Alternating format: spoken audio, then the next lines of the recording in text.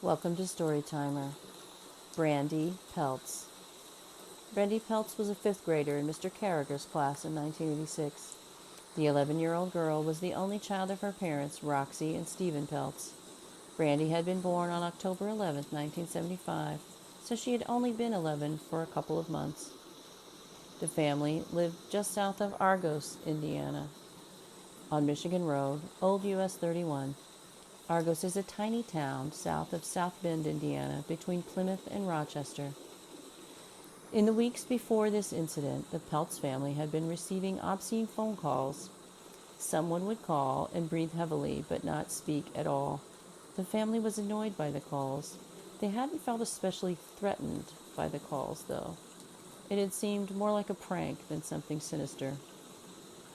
The caller probably wasn't speaking because he feared they would recognize his voice. On December 11th, 1986, Brandie was home from school because she was not feeling well. Since she was 11 and a very responsible child, her parents had left her home alone while they went to work. When I was 11, my family did the same thing. I stayed home alone many times as an 11-year-old. Her mother, Roxy, came home over lunch break and saw Brandie then. At some point, after her mom went back to work, a man entered the Peltz home. He raped and strangled Brandie. He placed her body in the full downstairs bathtub and then set the house on fire. I imagine he was trying to burn the bedding or wherever it was that he raped her. Someone passing by the house about 3 p.m. noticed the smoke and called the fire department. Brandie's nude and lifeless body was found in a tub full of water. She had not drowned, though. She was already dead from strangulation when she was placed in the tub. The name of the passerby was not released. Police ruled him out as a suspect immediately.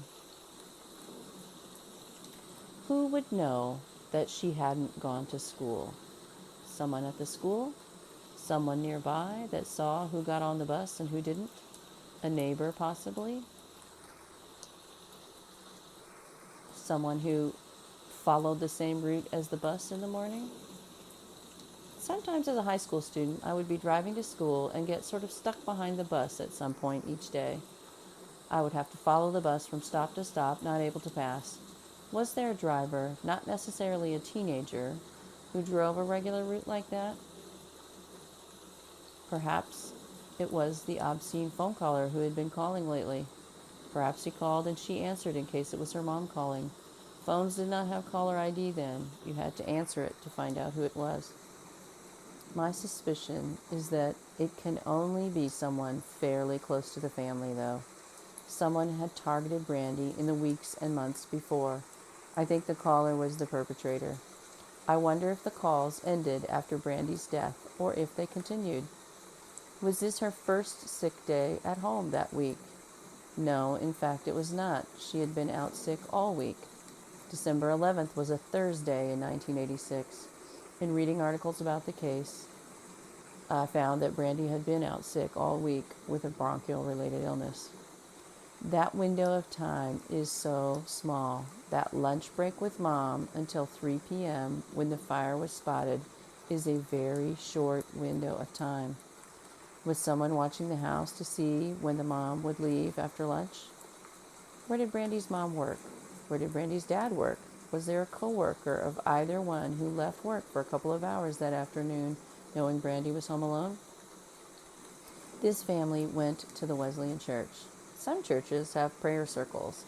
These are groups who pray for those in need in their community. People will even let the prayer circle know if someone is homesick so they can pray for them. Was that the case here? We all know that predators can hide in plain sight in the pews of a church very easily. My gut instinct is that this is someone very close by in the community. The killer had to know that Brandie was home alone. It wasn't a case of someone knocking door to door hoping to find a child home alone. The killer felt confident driving there and parking their car. They weren't worried about getting caught at first. The killer might also have walked or biked there. The Peltz family had a dog. The dog, it seems, knew the killer and was comfortable letting that person come in. Um, you know, the dog does not seem to be an obstacle to what the killer did there that day. The killer knew that he had time. He knew Brandie's parents would not be coming home soon. He knew when to leave. He knew their work schedule. He also probably knew that a school bus was coming down that road soon. His chances of being spotted were going to be greater then. Was this killer connected to her school? Some schools in the 80s wanted parents to call and let them know about absences. Parents would call to say their child would not be there today and maybe make arrangements for another child to bring home the homework. Was there anyone who might have overheard this information or saw it written down somewhere?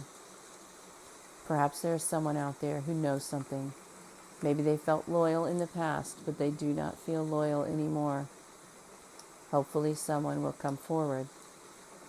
Perhaps there's someone who has harbored a suspicion about a suspect all these years.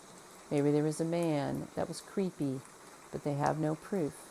Send in the tip anyway. Let police know so that testing could potentially take place. Even though Brandie's killer tried to eliminate evidence in the tub and setting the house on fire, evidence could still be there. It does not take a large amount of DNA evidence now to build a profile. Did investigators clip her nails and save those clippings? Even if she was in the water, DNA could still have been preserved under her fingernails. This case seems solvable. Brandie and her family deserve justice. Rest in peace, Brandie Peltz. If you have information about the murder of Brandie Peltz, please call the Indiana State Police at 1-800-552-2959 or 574-546-4900.